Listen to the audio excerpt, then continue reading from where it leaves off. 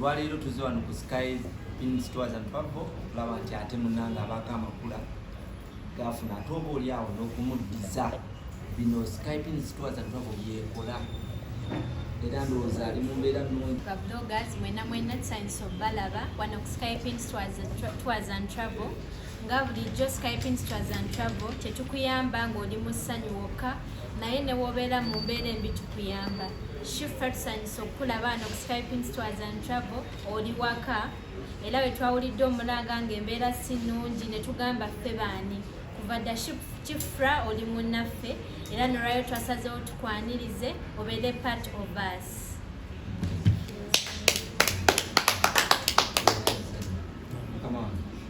Nange nga manager wa Skypins amanya nze Panelumba neyongera okwaniriza munnaffe ono Shifra tetukomye kumuyambako mabegako ngeri twamuyambako naye era mukama waffe awulidde omulanga gwe yakubye n'agamba nti leka tumwanirize leka ajja akoleki akole naffe era twongerera ddala okumwaniriza bingi nnyo netumutegekedde era mu package ezo tumufunidde omulimu ate ng'agenda kubeera nga tumutegekedde n'okusula era tumusasulidde omwaka mulamba okumanya nga Skypins tuddiza abantu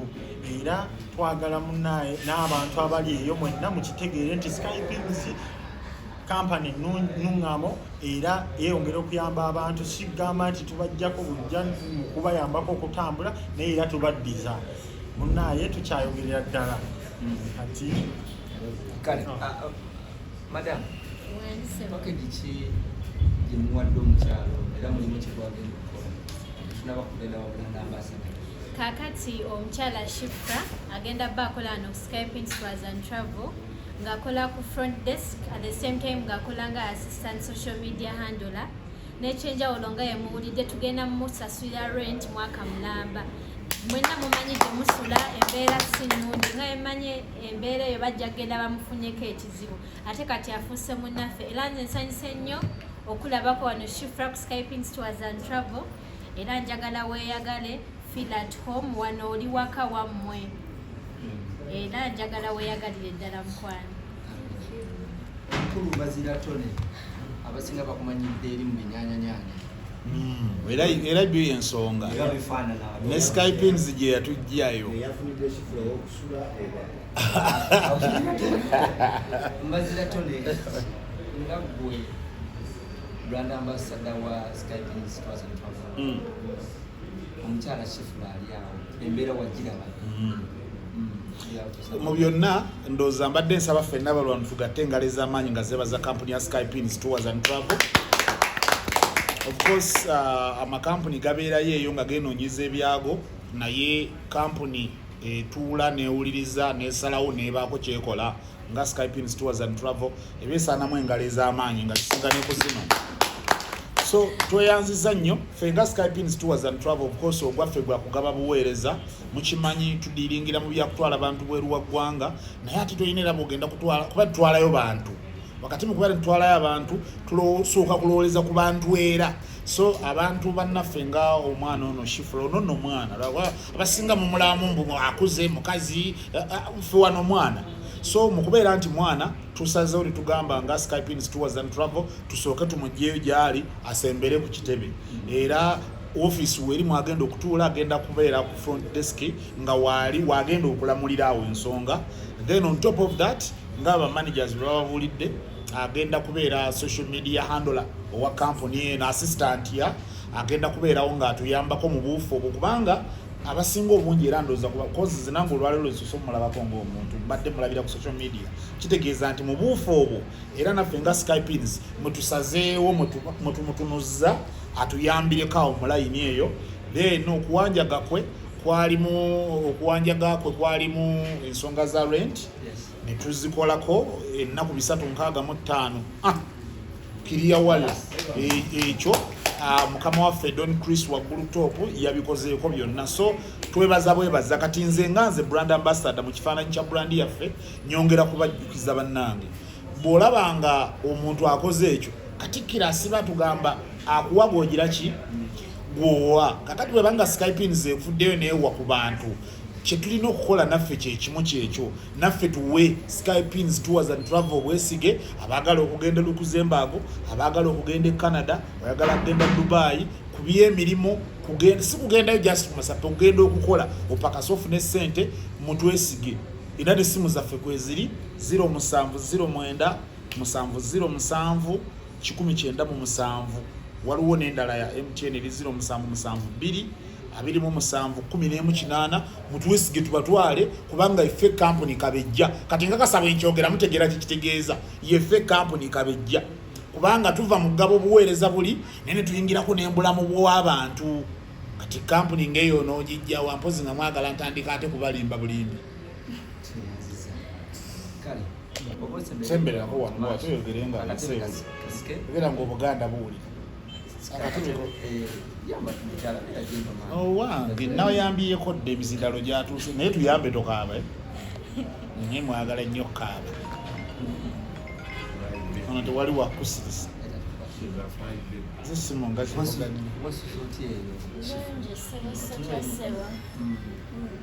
olwaleero olunaku olwaleero lwakedde lutya Kedde luliso waawo. Yeah. Luliso waawo. wavaayo n'okaaba ebisibo era Abannayuganda ne babiraba Yeah. owulira otya okuba nti olwaleero Skypins ezze okuddukira omulanga gwo Actually kasooka enjogere bwe nti nze ekituufu ekiro nze I don't fake my life kubanga abantu abamu baatuuka ne banvuma batandika okugamba Shifra lwaki otuuse okwogera ebyo byonna ku social media nze nganze I don't fake my life njogera kyange kikyempitamu oba okitegeera nkyogera reality neyo kikubawo ne bannange nga nfukamidde wadde ne mu ntebe neyanza nnyo nga neyanza Don Chris owa Skypins okumbeererawo wallahi Allah amuddizeewo bantu neyanziza yonna gy'oli neyanziza I'm so happy ndi happy kuba amaanyi mbadde ku stress ya rent ne stress y'omulimu ne bambi yeebale tugambe nti no Skypins okuwa omulimu kati ebirooto byo bigenda kutuukirira bijja tuukirira nze nkimanyi bijja tuukirira ebbanga lyo lyonna lwaki wali wasirika ng'oyita mu buvubi bwoti ate ng'oli mwana wabuwala ate oluusi like nasooka nentyamu nali ntyamu gemazima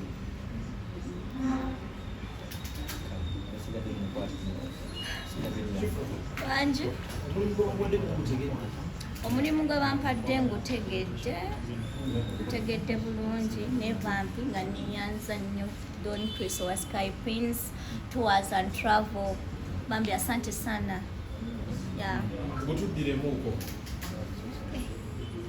Don Chris Talk omulimu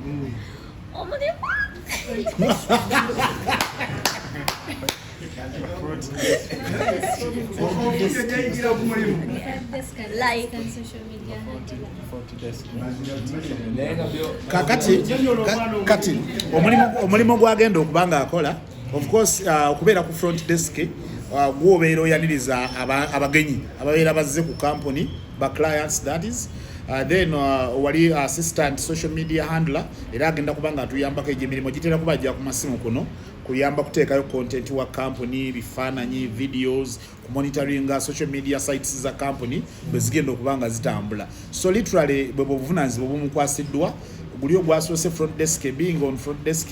of course ubeera watuukirwa abagenyi ku mmeeza watuukirwa abagenyi emmeeza ebeera mu bwenyi bwa company y'emirimu gyagenda okuba nga akola buno obudde ali excited kimanyi essanyu lingi bambi essanyu lingi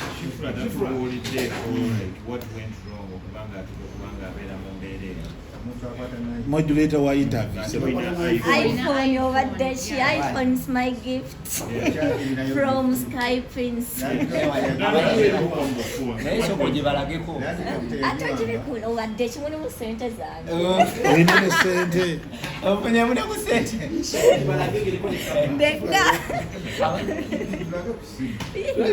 esoko gye balage abawala abalala bwe bafuna obuzibu oba obwarengi oba any problem Yeah. ekyasooka okujja mu birowoozo ekutunda ssimu kusolvinga kizibu bwewaguma otya okuba nga tewatunda ssimu n'osigala naye ate ng'oli mu buzibu. Actually nange kyanzijira in my mind kyanzijira ge mazima naye natuuka neŋŋamba munange don't press ewange keka remember risk aŋŋambe ekyo ekyobugagga kyensigazza kankirimu yeah.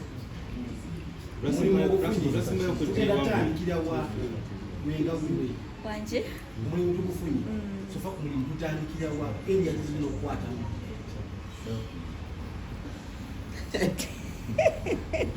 obadde ambasada mugambe zendo of course twamugyeyo gyabadde awangaalira abadde awangaalira wansi eyo kawempe eyo obadde ki? baayiriza Owaayi amazima gasusse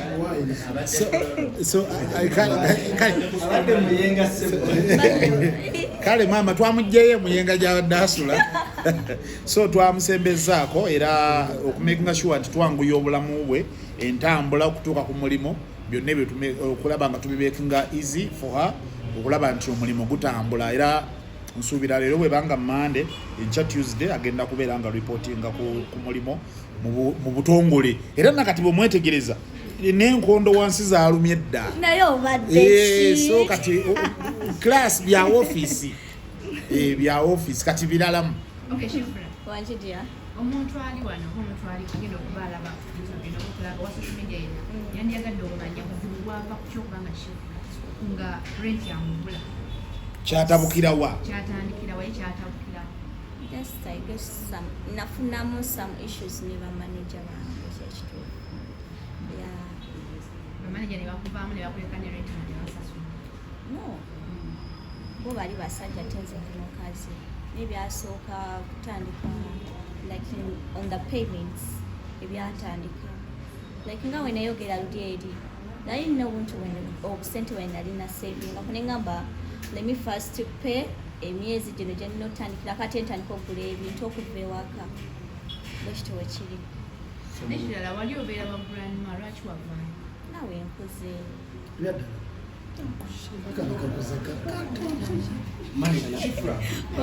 ekizibu kyange kitono ebyokya mu Uganda nyongera okubajjukiza twali tuyingidde studio what happened kubanga katenge Skype zijekutteko oyinza okubanduliza nti nina nekitone ne bakutwala mu production ezisinga already oyina na mbazira tona akubaerise kamwe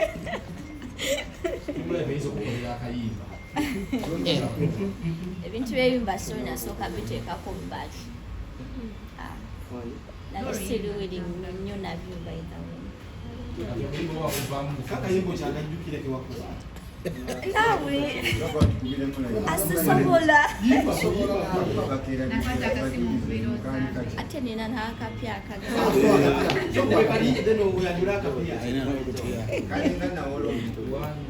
kaliko ka hip hop wayingira hip hop owalinga tewatugambako nti wayingira hip hop nedda ali ku gundi yange kusimu ya kugundi ku mukutu gwange Naye kasita omuyimbi yo waali katuwe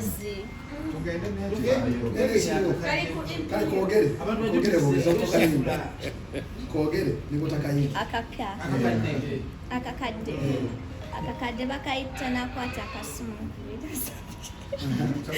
kali ka drum by the way yeah anti nedda sisobola bambi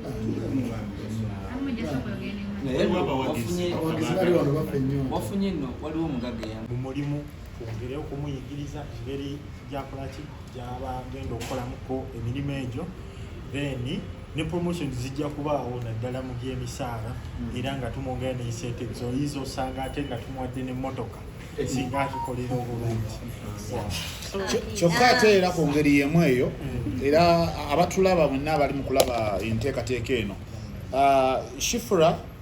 olw'okuba awulidde nti asasuliddwa renti omwaka mulamba, tekitegeeza nti agenda kukola nga asasula renti oli, agenda kuba afuna omusaala gwe engabya ddala mu lo eri nnyongereza bwongereza. But again era twongera okusaba abantu ab'ekisa abalala musobola era nammwe okujja ne mutwegattako ne tulaba nga tumakinga her life better mu ngeri eyo. Ffe bwe tuba nga tumuwadde rent n'omulimo ne ssente ze tugenda okuba ntumuwerako eza buli mwezi ne facilitation, obulamu bwe buba tebuweddeeyo. Mpulira ndowooza nti wenna ali eyo alina obusobozi, you can still come on board ne tuba nga tumukwasizaako eyo obulamu ne bwongera okuba nga butambula. Kale nga tumaliriza mukwano ngo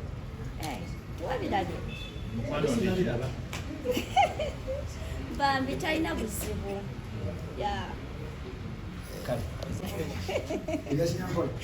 kale mwe mwenna abalaba oba bagenda okulaba enteekateeka eno